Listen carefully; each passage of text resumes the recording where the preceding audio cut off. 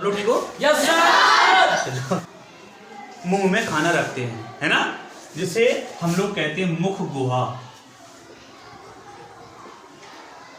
क्या कहते हैं? मुख गुहा। मुख गुहा मतलब मुंह में जो हिस्सा होता है, गुहा मतलब गुफा, खाली जगह। कितनी खाली जगह है, पूरा मुंह उसके अंदर जगह है ना, ये क्या कहलाती है? मुख गुहा। बोलना एक भी शब्द नहीं, अगर क्लियर ना हो तो पूछ लेना। तो सबसे पहले भोजन कहाँ लेते हैं? मुख गुहा में लेते हैं, है ना। मुख गुहा से भोजन का पचना शुरू हो जाता है। कैसे कैसे पचता है हम अभी आगे बताएंगे, पहले एक एक अंग देख लेते हैं। उसके बाद मुख गुहा के बाद ये मेरा हिस्सा नली सी लगी हुई ना, नली लगी ना, ये नीचे तक खाना पहुंचाती नीचे, इसे कहते हैं ग्रास नली। क्या कहते हैं हम लोग? ग्रास नली। ग्रास नली कहते हैं।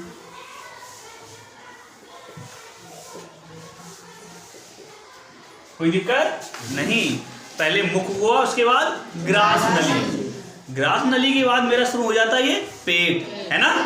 ये कहलाता है पेट, तो हम लोग कह देते हैं ये होता है आमाशय। क्या कहलाता है? आमाशय। आमाशय के पास यहां पर आपका एक त्रिभुज जैसी संरचना होती है।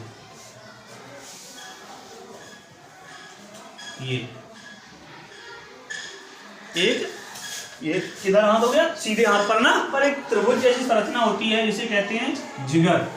नाम सुना है जिगर? है? नहीं सुना?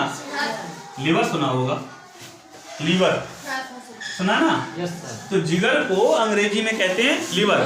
तो लीवर कहाँ होता है? दाहिने हाथ पर। कहाँ होता है? दाहिने हाथ पर, आमाशय के पास। उसी के पास एक छोटा सा गोल गोल हिस्सा होता है, इसे कहते हैं हम लोग पित्ताशय। क्या कहते हैं हम लोग? पित्ताशय। ध्यान सुनना, पहले मुख गुहा आती है, मुख गुहा आती है, उसके बाद ग्रास नली आती है, उसके बाद आपका आमाशय आता है। आमाशय के पास संरचना होती है एक त्रिभुज जैसी, उसे कहते हैं लीवर या जिगर। उसके पास एक गोल गोल संरचना होती है, उसे कहते हैं पित्ताशय। यहां तक आपका हुआ। उसके बाद आ जाती है आपकी छोटी आंत। क्या आ जाती है? छोटी आंत। छोटी आंत। नाम छोटी है लेकिन है बहुत बड़ी। नाम है छोटी आंत लेकिन होती है बड़ी। यहीं से आपकी शुरू हो जाती है बड़ी आंत। कौन सा शुरू हो जाती है? बड़ी आंत। बड़ी आंत। ये बड़ी आंत आपकी देखी, पहले भोजन मेरा मुख गुहा में आता है ना। उसके बाद आपका कहाँ जाता है? आमाशय में। आमाशय के बाद आपका जाता है छोटी आंत में, और फिर आपका बड़ी आंत में आता है भोजन। तो ये आपकी रही छोटी आंत, ये आपकी रही बड़ी आंत। यहाँ एक और छोटी संरचना होती है, ये इसे कहते हैं हम लोग अग्नाशय। क्या कहते हैं? अग्नाशय। और यहाँ पर बाहर निकल जाता है खाना आपका पूरा बाहर पच के। चलो, ये आपका बना है पाचन तंत्र। पहले आपका मुख गुहा, फिर उसके बाद ग्रास नली, उसके बाद आमाशय, फिर उसके बाद देखो जब हम भोजन ग्रहण करते हैं उसमें कुछ ग्रंथियां हैं, वो आपकी रासायनिक चीजों को छोड़ती हैं, मतलब कि भोजन में पचने वाली चीजों को छोड़ती हैं। और कुछ होते हैं आपके अंग। पहला है आपका आहार नाल। कौन सा? आहार नाल। आहार नाल का मतलब यहां से शुरू होके यहां तक, ये पूरी क्या है? आहार नाल है। आहार नाल कितने फुट की है? 32 फुट की। सोचो 32 फुट की है पूरी, यहां से यहां तक की जो नली है आपकी, वो पूरी 32 फुट की है। कितना बड़ा होता है 32 फुट? बहुत बड़ा होता है 32 फुट। यहां से लेके यहां तक कितनी की है? 32 फुट की। अब 32 फुट के अंतर्गत मुख गुहा आती है, आहार नाल है, आमाशय है, छोटी आंत है, बड़ी आंत है और मलद्वार। यहां तक पूरा सिस्टम है आपका। उसी में आपका पाचक ग्रंथियां भी हैं, लार ग्रंथियां हैं, जठर ग्रंथियां हैं, पित्ताशय है, अग्नाशय है और आंतरिक ग्रंथियां हैं, कुछ और हैं जो अपने काम करती हैं। तो जो यहां तक सिस्टम है वो हम लोग जान लिए। एक बार फिर दोबारा देख लेते हैं। सबसे पहले मुख गुहा, क्लियर। उसके बाद ये ग्रास नली, यहाँ पर आमाशय, आमाशय है ना, ये पूरा पेटेड सिस्टम का आमाशय हो गया, जिसे हम लोग पेट कहते हैं। जो बाहर होता है ना, इसे पेट नहीं कहते, ये उदर होता है, उदर होता है ना, जानते हो, बाहर होता है, उदर होता है, अंदर होता है पेट। पेट को हम लोग कहते हैं आमाशय। आमाशय होता है आपका दाहिने साइड, और उसके ऊपर त्रिभुज जैसी संरचना होती है, उसे क्या कहते हैं हम लोग? जिगर। और उसके पास एक गोल गोल संरचना होती है, उसे क्या कहते हैं हम लोग? पित्ताशय कहते हैं। और एक इधर आमाशय के बगल में संरचना होती है, उसे कहते हैं हम लोग अग्नाशय। उसके बाद मेरा भोजन मुख गुहा में जाने के बाद कहाँ आता है? ग्रास नली में, और ग्रास नली के आते हुए फिर कहाँ चला जाता है? आमाशय में। आमाशय के बाद छोटी आंत में, और छोटी आंत के बाद बड़ी आंत में, फिर मलद्वार से बाहर चला जाता है। ये आपका पूरा सिस्टम क्लियर है ना। सबसे पहले भोजन कहाँ? मुख गुहा, फिर ग्रास नली जिसे हम लोग आहार नाल कहते हैं, फिर आमाशय, फिर छोटी आंत, फिर बड़ी आंत, और फिर बाहर चला जाता है। तो ये जो आप कह रहे हैं ना जिगर, और कह रहे हैं आप लोग अग्नाशय, और आप लोग एक और ये पित्ताशय, इनमें भोजन नहीं जाता है। यहाँ से एक रस निकलता है सब, जो काम आता है भोजन को पचाने के लिए। तो ये जो आपका पित्ताशय है, आपका जिगर है, आपका अग्नाशय है, ये क्या है? पाचक ग्रंथियां हैं, पाचक अंग नहीं है, ध्यान रखना। क्या है ये? पाचक ग्रंथियां हैं। तो पाचक ग्रंथियां कौन कौन सी हैं? एक त्रिभुज जैसा है, क्या नाम उसका? जिगर। एक गोल गोल लगा हुआ पीछे, कौन सा है? पित्ताशय। एक इधर लंबा लंबा लगा हुआ, कौन सा है वो? अग्नाशय। और ये लार ग्रंथियां, ये सब कैसी हैं? ग्रंथियां हैं। और काम वाले अंग कौन से हैं? मुख गुहा, ग्रास नली, आमाशय, उसके बाद छोटी आंत, बड़ी आंत, और बाहर मलद्वार। खत्म। ठीक है। मुंह है ना आपका, इतना बड़ा दिख रहा है मुंह, उसमें जब भोजन जाता है उसमें 3 जोड़ी लार ग्रंथियां होती हैं, जिसके नाम है आपके पहले पैराटिड ग्रंथि। तो जो आपका मुख गुहा है उसमें 3 जोड़ी, मतलब कि 3 दूनी 6, 3 जोड़ी लार ग्रंथियां होती हैं, जिसमें आपकी पैराटिड ग्रंथि जो सबसे बड़ी होती है, ये कैसी है? सबसे बड़ी है। दूसरी सबलिंगुअल और सबमेलिगुलर, ये 3 जोड़ी आपकी लार ग्रंथियां होती हैं। कितनी जोड़ी लार ग्रंथियां होती हैं? 3 जोड़ी लार। अच्छा, जो लार होती है, जो लार है आपकी, कितनी निकलती है एक दिन में? एक दिन में जो लार है 1 से 1.5 लीटर। कितनी?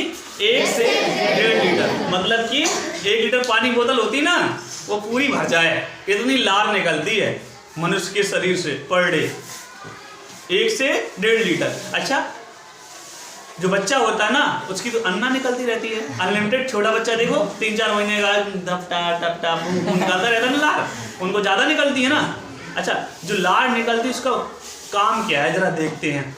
लार ग्रंथियां कितनी शरीर में? 3 जोड़ी। पहली आपकी कौन सी है? पैराटिड ग्रंथि। दूसरी आपकी सबलिंगुअल, फिर सबमेलिगुलर। ये 3 होती है, और सबसे बड़ी कौन सी है?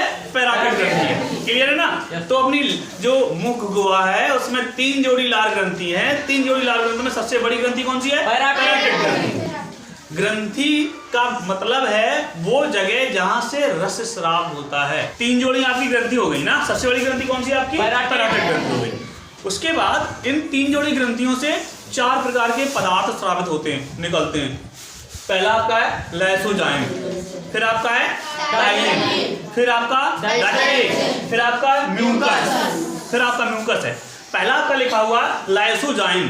जो आपका लाइसोजाइम एंजाइम होता है, विकर होता है, पदार्थ होता है, वो क्या करता है? जीवाणुनाशक है। क्योंकि जो हम लोग देखते हैं ना, कभी कभी मजदूर होता है, घर खेतों में काम करता रहता है, खेतों में काम करता रहता है, तम्बाकू वाकू मिल रहा, आराम से खा रहा, और जैसे खाना पहुंचा बस खाना खा लेता है। खाना खा लेते हैं ना, तो खाना खाने के बाद क्या होता है? गंदे हाथ होते हैं, उसमें बहुत सारे जीवाणु होते हैं, और खाने के साथ कहाँ चले जाते हैं? अंदर। जैसे ही मुंह में गए तो मेरे मुंह से कौन सा? लाइसोजाइम एंजाइम निकला, और जैसे ही दांतों में चबाया, घिस घिस के चबाता ना, और वो एंजाइम मिल गया भोजन में, और जैसे ही मिल गया क्या? जीवाणु खत्म, जीवाणु मर जाते हैं। तो क्या किसका काम है? लार का। लार का काम किसका? लाइसोजाइम। लाइसोजाइम का काम है जो आपकी लार में मिल जाता है और जो भोजन में जीवाणु आते हैं उनको खत्म कर देता है यहीं से। कितना अच्छा काम है लार का, है ना, लाइसोजाइम का। तभी देखा होगा छोटा बच्चा होता है लार टपकाता रहता है, जहां पड़ा कुछ भी मुंह में डाल दिया, है ना, जो मिल जाए, लकड़ी मिल जाए, मिट्टी मिल जाए, कांच मिल जाए, सब कहाँ, मुंह में। लेकिन कभी वो बीमार होता है ज्यादा नहीं, क्योंकि लार में उसकी लार जब ज्यादा निकलती है तो उसको लाइसोजाइम ज्यादा निकलेगा। जब लाइसोजाइम निकलती है तो ज्यादा जीवाणु मार देगा, जीवाणु मर जाएंगे यहीं पर, तो बीमार क्यों होगा? बिल्कुल नहीं होता है। जिस बच्चे को ज्यादा लार निकलती है ये नहीं कि वो गिनाह है ना, वो बच्चा क्या है, एक्टिव है, वो ज्यादा जीवाणु मारता है क्योंकि लाइसोजाइम ज्यादा निकलता है। फिर उसके बाद आपका दूसरा आपका टाइलिन और लैक्टेज। अच्छा एक चीज देखना ध्यान से, कभी आप रोटी खाना, थोड़ा टुकड़ा लेना रोटी का खाली, और उसको चबाते रहो चबाते रहो चबाते रहो चबाते रहो। जैसे ये सपना बैठी ना, क्या कर रही है, बेर खा रही है मुंह से, और सुबह से गुठली अंदर लिए मुंह में, क्या निकल रहा है, लाइसोजाइम ज्यादा निकल रहा है। मर तो रही नहीं, भोजन तो है नहीं, लाइसोजाइम ज्यादा जा रहा है पेट के अंदर, ठीक है। उसके बाद क्या निकल रहा है, टाइलिन और लैक्टेज क्या निकल रहे हैं, धीमे धीमे। पहले रोटी टुकड़ा देखते हैं। रोटी टुकड़ा, आपका जो रोटी होता है, रोटी टुकड़ा जब चबाते रहो रोटी का टुकड़ा धीमे धीमे, तो क्या हो जाता है, जो कार्बोहाइड्रेट होता है, जो टाइलिन एंजाइम है और आपका लैक्टेज एंजाइम है, टाइलिन और लैक्टेज एंजाइम है, क्या करते हैं, रोटी के टुकड़े में उपस्थित कार्बोहाइड्रेट को ग्लूकोज में बदल देते हैं। अब ग्लूकोज कैसा होता है, मीठा। रोटी टुकड़ा कैसे लगने लगता है, मीठा। देर तक चबाओ आप, 1 मिनट तक चबाते रहो रोटी टुकड़ा, लार के साथ वहीं लपेटते रहो, क्या होगा, मीठा लगने लगता है। क्योंकि जो रोटी होती है उसमें होता है कार्बोहाइड्रेट, कार्बोहाइड्रेट सब में ही होता है अक्सर, तो कार्बोहाइड्रेट क्या हो जाता है, वो ग्लूकोज में बदल देता है। कौन, टाइलिन और लैक्टेज। टाइलिन और लैक्टेज कार्बोहाइड्रेट को ग्लूकोज में बदल देता है और मीठा लगने लगता है। कितना बढ़िया काम है, शक्कर खाओ ना खाओ लेकिन आराम से मीठा। इसी वजह से अपना गुठली चबा रही बहुत देर से, क्योंकि उसे मीठी लग रही गुठली, जबकि गुठली थोड़ी मीठी है। कौन मीठी है, आपका जो एंजाइम है टाइलिन और लैक्टेज, वो मिल रही है कार्बोहाइड्रेट साथ, और धीमे धीमे क्या बना रहे हैं, ग्लूकोज, मीठा पदार्थ बना रहे हैं।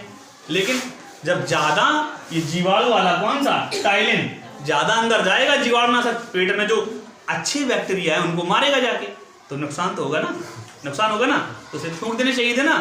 तो फिर उतना ही अंदर ले जाओ जितना जरूरी है, ये नहीं कि पहले लार निकालो 1 गिलास में पूरी फिर पी ले, है ना, ये अच्छा रहेगा क्या, नहीं ना। फिर वही तो हो रहा है, लार पी रही है, कल ये पूनम लगी थी, हैं, पूरा दिन हो गया सुबह शाम तक, कम से कम नहीं तो 2 गिलास लार पी हुई अंदर तुमने, और तभी फिर खांसी जुकाम पेट दर्द सब होगा ही, और क्या आगे चले देखो।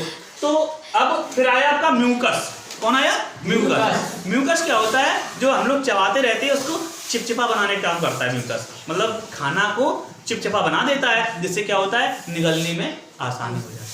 हम लोग मुखगुहा पढ़े यार, क्या पढ़े, मुखगुहा।